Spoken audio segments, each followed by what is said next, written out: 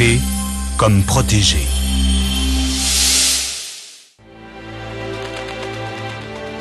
« 60 millisecondes, c'est la durée du battement d'aile d'un papillon, mais aussi celle où tout doit être fait pour protéger les occupants d'un véhicule en cas d'accident. Pour cela, Renault mise sur une double approche.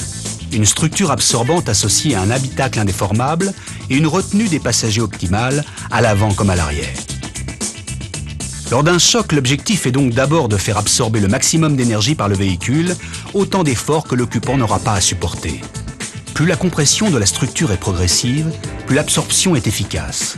En utilisant et en testant des matériaux nouveaux, comme l'aluminium ou certains aciers à très haute limite d'élasticité, en faisant évoluer les formes des pièces qui vont amortir le choc, les ingénieurs de Renault cherchent en permanence à optimiser la structure de caisse.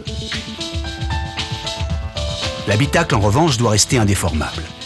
Sa structure est rigidifiée pour créer une cellule de survie protégeant les occupants de l'intrusion d'éléments mécaniques.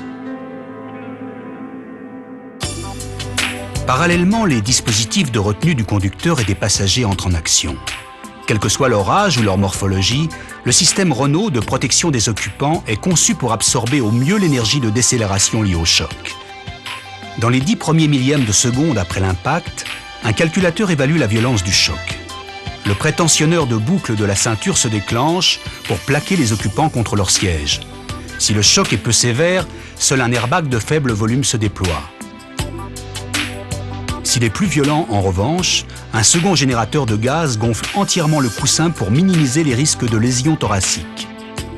Pendant ce temps, un deuxième prétentionneur de ceinture entre en action et restreint l'avancée du bassin, limité de surcroît par les bosses intégrées dans les sièges. Ceci a pour effet de réduire le sous-marinage, parfois responsable de lésions abdominales ou lombaires graves. Quand le véhicule n'est équipé que d'un seul prétentionneur, un airbag anti-glissement se déploie à l'intérieur du siège pour éviter de la même façon le sous-marinage.